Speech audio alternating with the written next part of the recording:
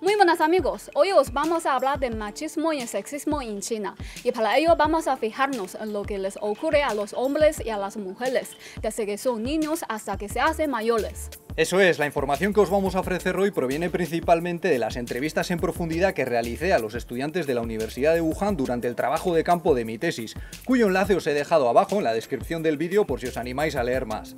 Para empezar, hay que tener en cuenta que desde muy pequeños los niños y niñas de China pueden recibir un trato muy diferente por parte de sus padres. Por ejemplo, dentro de la cultura popular tenemos un dicho que es 穷养儿,富养女. Y que podríamos traducir literalmente como criar a los niños en la pobreza y criar a las niñas en la riqueza. Es decir, acostumbrar a los niños al aspecto duro de la vida y a las niñas al aspecto más amable de ella. Esto en parte está relacionado con el sistema tradicional de comprar a las esposas del que os hablamos en otro vídeo, porque una mujer bien educada y hasta cierto punto acostumbrada a los placeres de la vida podía tener más facilidades a la hora de casarse con un hombre de una familia bien acomodada.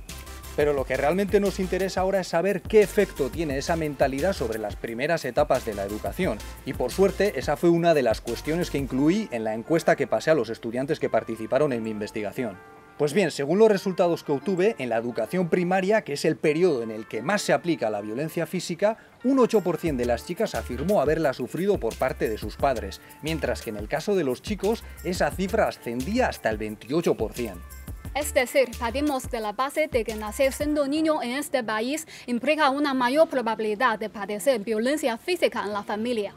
De hecho, muchos padres piensan que es normal pegar a los niños, porque se supone que son más traviesos y desobedientes que las niñas. Y eso sin tener en cuenta la violencia practicada entre compañeros de clase, amigos y demás, que también es más habitual entre los chicos, y para quienes tampoco está bien visto llorar o mostrar debilidad.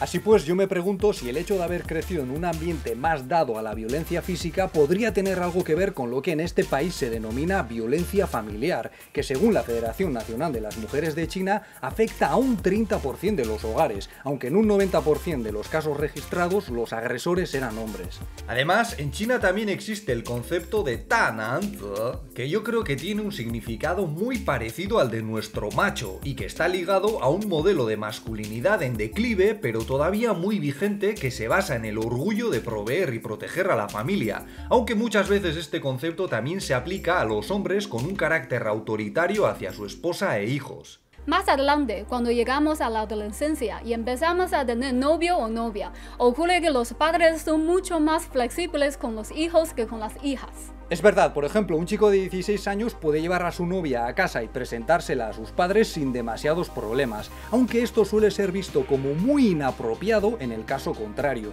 porque la costumbre manda que los padres solo deben conocer al novio de su hija cuando estos ya tienen una relación muy seria o están a punto de casarse. Esto tiene mucho que ver con el control sobre la capacidad reproductiva de las mujeres y con la idea tradicional de que se mantuviesen vírgenes hasta casarse. Ideal que ya apenas se mantiene en la actualidad, aunque sigue teniendo efectos muy patentes en aspectos como el que acabamos de mencionar. Sin embargo, más allá de las relaciones de pareja, las mujeres en China tenemos acceso a cualquier carrera o profesión y ya destacamos en cada vez más áreas del mercado.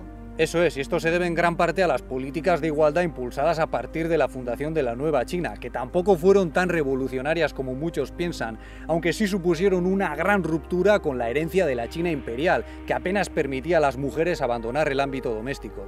No obstante, en los últimos años el gobierno ha puesto en marcha campañas que animan a las mujeres a quedarse en casa y a encargarse de las tareas domésticas y de la crianza, en una especie de intento de mejorar las posibilidades de empleo de los hombres, aunque China es un país que lleva ya unos cuantos años con una tasa de desempleo que ni siquiera llega al 5%. En cuanto a los salarios, según un estudio realizado por un portal chino de empleo en el año 2016, las mujeres ganan un 77% de lo que ganan los hombres, aunque también hay informes que hablan de cifras todavía más bajas.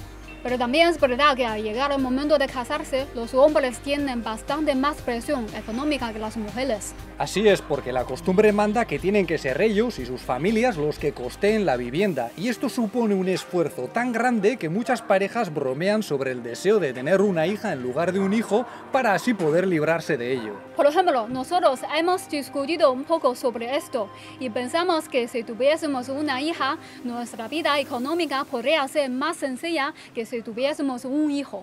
Pero esto es interesante porque si el hecho de tener un hijo implica más presión para que tanto a nosotros como a él le vaya mejor en lo profesional, a lo mejor también ocurre que esa presión se manifiesta de forma más violenta durante la educación y no sabemos qué efectos podría tener eso sobre su psicología y sobre su forma de tratar con compañeros, amigos, con su pareja, etc. Bueno, eso es todo por nuestra parte. Ahora queremos saber qué os parece todo esto. ¿Pensáis que China es un país machista o sexista? ¿Es muy diferente a lo que ocurre en vuestro país? Y si queréis animarnos a que hagamos más vídeos como este, podéis darle un me gusta, compartirlo, suscribiros o convertiros en nuestros patrocinadores o mecenas a través de nuestra página de Patreon, donde encontraréis más vídeos con contenido extra. Muchas gracias y hasta la próxima. Hasta luego. Esto es muy gracioso porque ella no se da cuenta de que estamos grabando vídeo y con el sonido. Y es muy difícil explicarles. O sea, No entiendo. es muy difícil explicarles porque no han visto nunca esto Sí. y les cuesta mucho entender. Es muy gracioso, a mí me da mucha gracia. A veces perdemos un poco de tiempo con estas participaciones, pero... Vale. Venga, dale, Lele, ya está. Vale, empezamos. Sí, Eh, venga. Bueno, eso es todo por nuestra parte.